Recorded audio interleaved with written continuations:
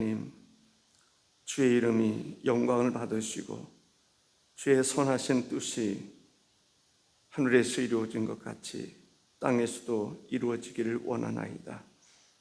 오늘 우리들에게 일용할 양식을 주시되 신령한 양식을 더하여 주셔서 영적으로 풍족한 가운데, 풍성한 가운데, 흡족한 가운데 저희들 주의 뜻과 주의 인도하심을 따라 살아가기에 부족함이 없게 하여 주옵소서. 오늘은 성찬에 대한 말씀을 나누고자 하오니 주님, 우리에게 지혜의 말씀을 허락해 주옵시사 하나님의 기쁘신 뜻을 헤아릴 수 있게 하옵소서. 예수님의 이름으로 기도하옵나이다. 아멘. 고린도전서 11장에 보면 두 가지 문제를 다루고 있습니다. 교회에서 수건을 쓰고 기도할 것인가, 그렇지 않을 것인가에 대한 이야기입니다.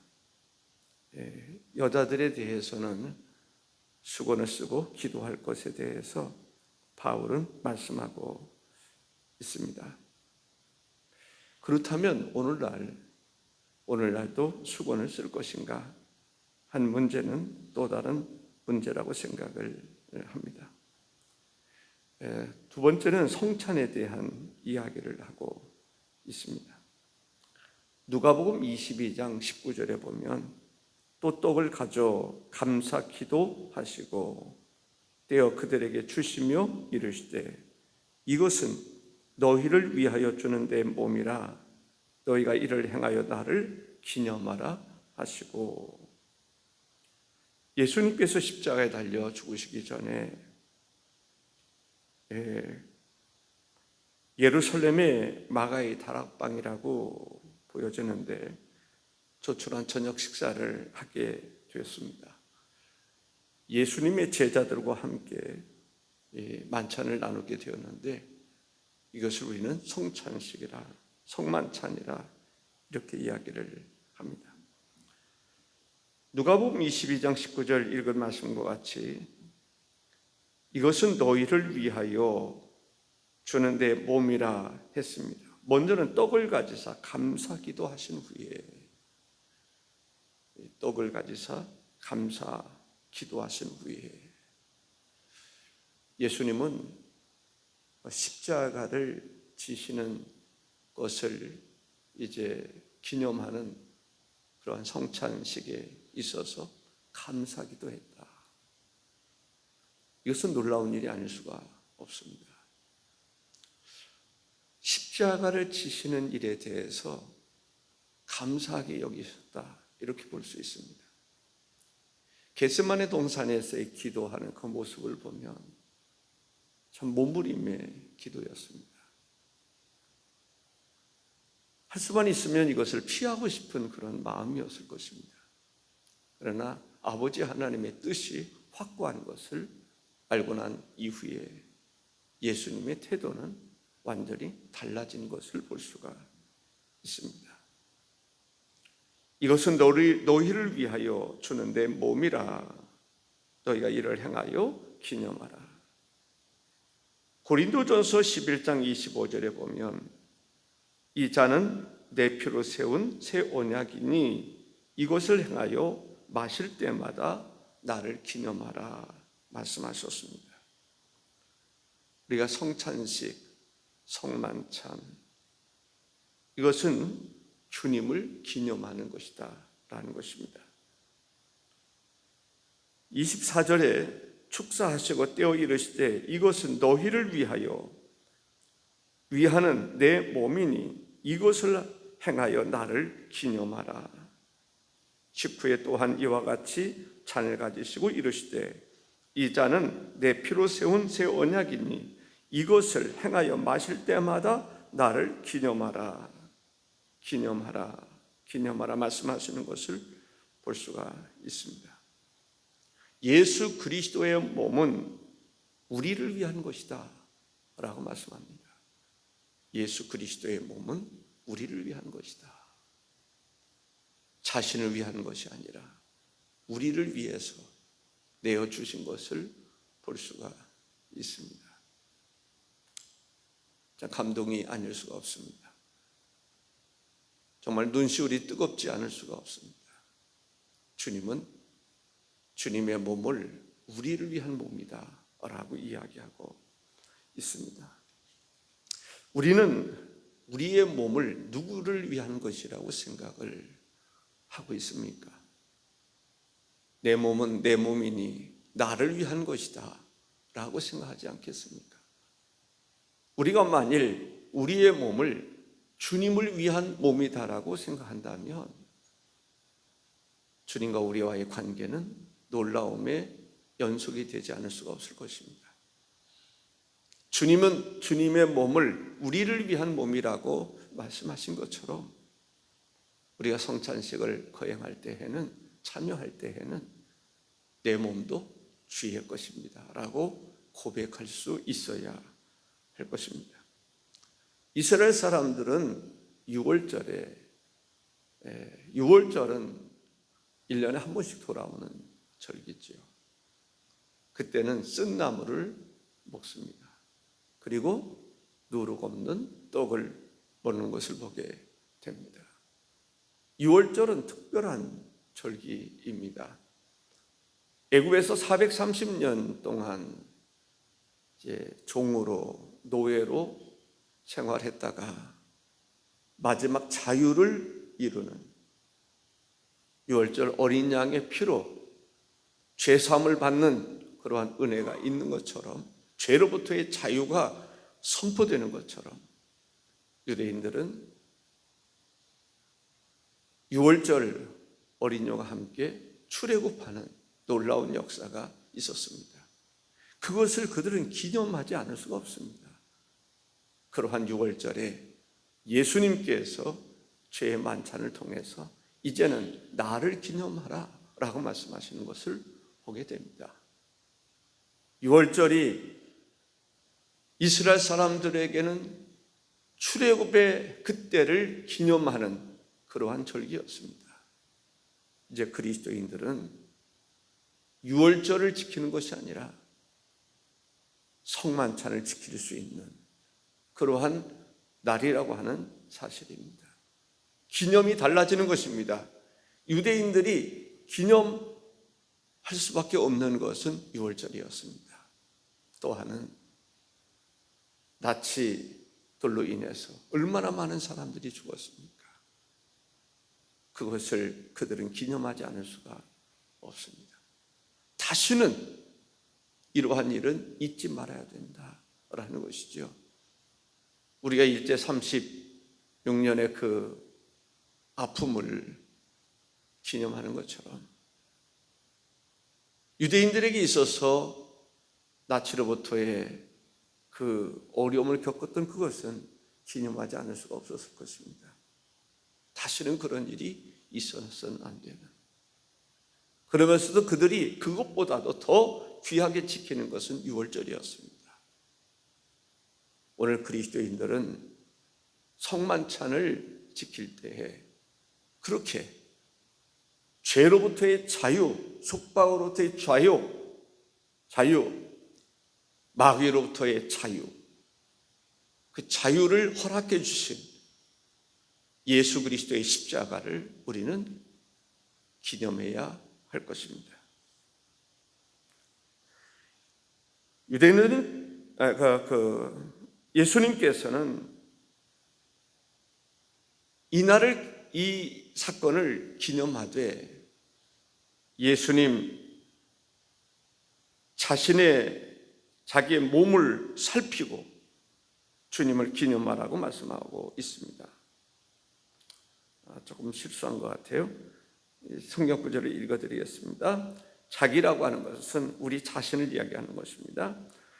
고린도전서 11장 28절에 사람이 자기를 살피고 그 후에야 이 떡을 먹고 이 잔을 마실지니 라고 말합니다. 자기를 살피고 먹으라는 거예요. 자기를 살피고 마시라는 거예요. 그냥 먹고 마시는 것이 아니라 성찬식에는 내 자신을 살피라라는 것이죠. 우리 자신의 무엇을 살피란 말입니까? 우리가 죄인이라고 하는 것이죠. 예수님이 십자가에 달려 죽으시는 이유는 우리의 죄를 용서해 주시기 위함입니다. 죄로부터의 자유를 주시기 위함입니다. 죄로부터, 죄의 삭은 사망이라고 했는데 사망으로부터 자유를 주시기 위해서 예수님이 십자가에 달려 죽으셨다라는 것입니다.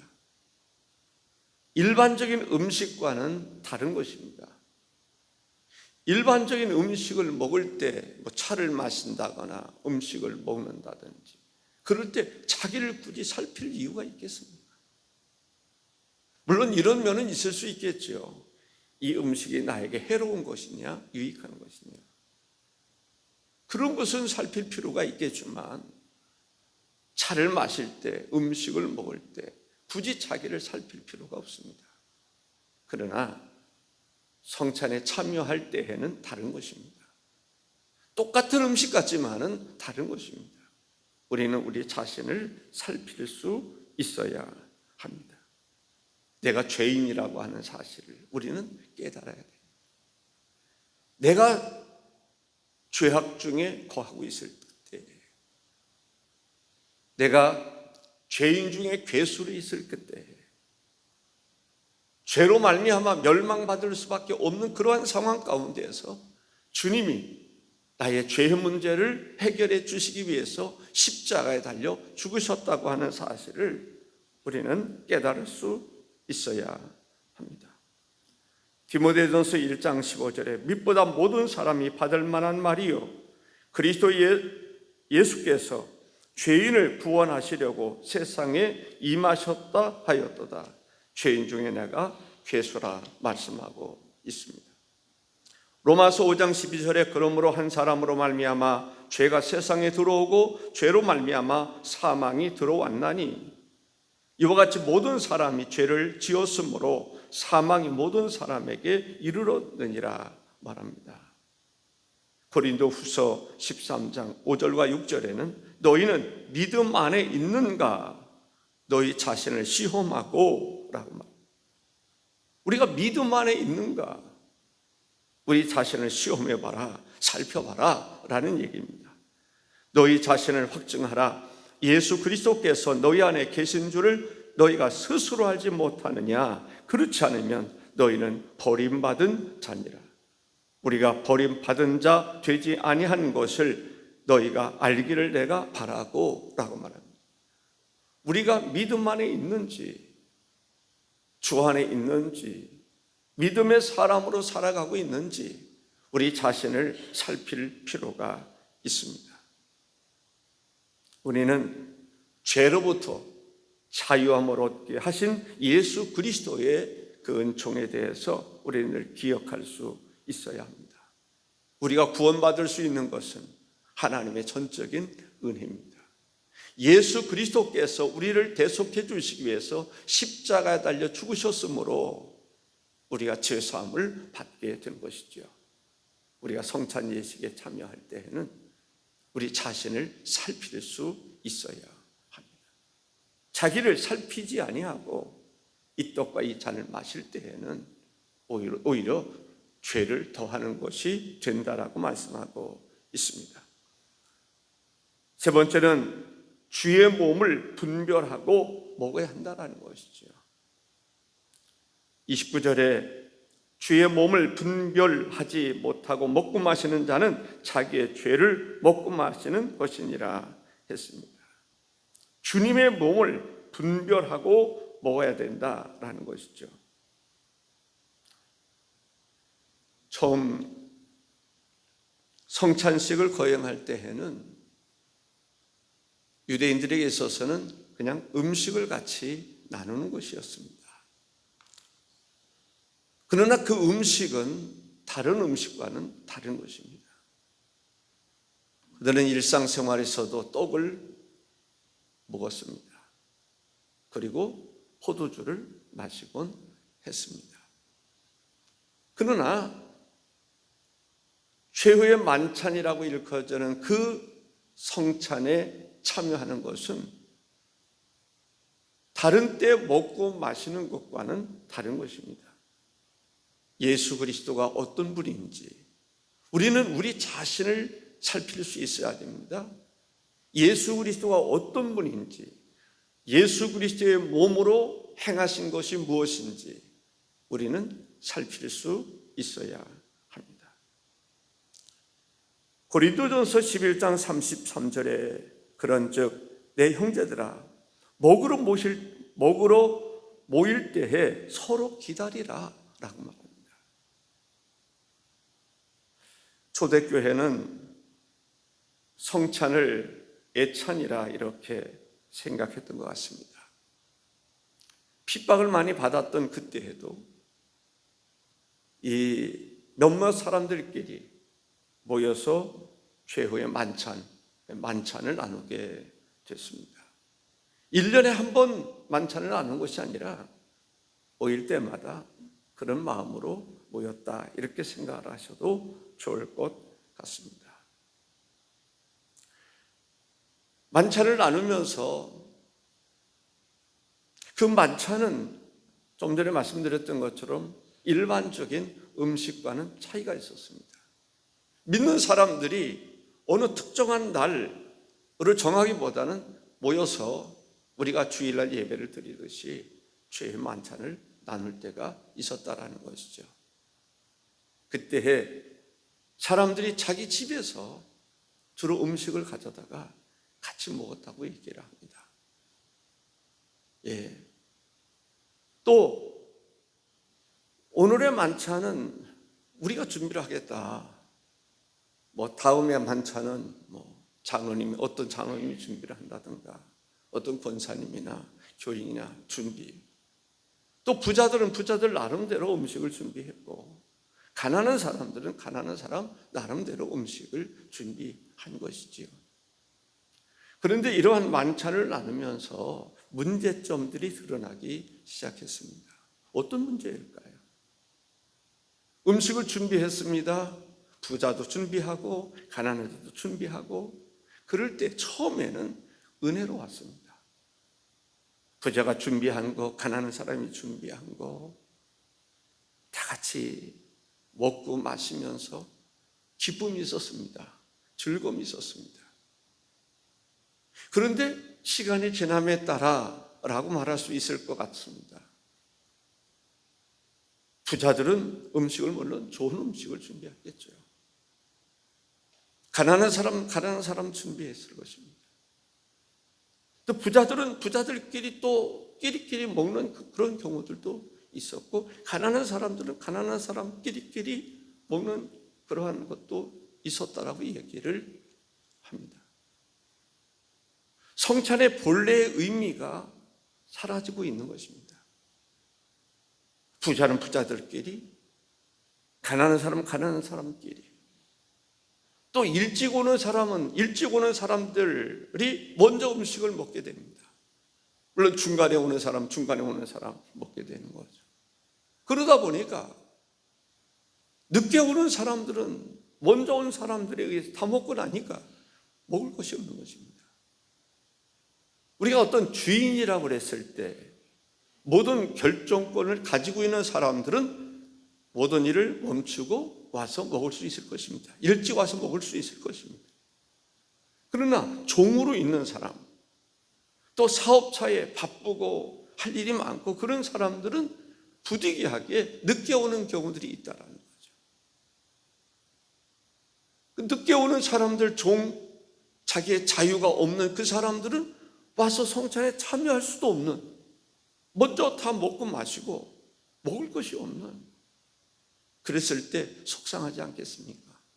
성찬에도 소외감을 느껴야 하는 그러한, 부자들은 부자들끼리 어떤 그러한, 가난한 사람들은 가난한 것도 서러운데 처음에는 성찬식을 우리가 예찬을 할 때 같이, 저는 미국이라고 하는 교회, 미국에 있는 교회들 가운데서 그런 의미를 제가 발견했습니다. 예배를 드리기 전에 어떤 한 교회는 예배를 드리기 전에 그들이 애찬식을 나누는 거예요. 애찬을 나누는 거예요. 집에서 가져오는 미국 현지인들의 교회였습니다. 그 교회의 특징은 예배당이 이렇게 이 규모라면 예배당에 들어갈 수 있는 교제할 수 있는 것이 거의 이만한 홀이 있더라고요. 옛날에 윌로크릭 교회에 갔더니 예배당도 물론 크지만은 성도들이 예배 드리기 전에 와서 식사도 하고 그러한 것을 차도 마시고 그럴 수 있는 공간이 꽤 크다라고 하는 것이 느껴졌습니다. 예배 드리기 전에 한 30분 전에 같이 만찬을 나누면서 대화를 나누고 그러한 가운데 시간이 되니까 예배당에 들어가서 예배를 드렸던 그 교회가 생각이 납니다.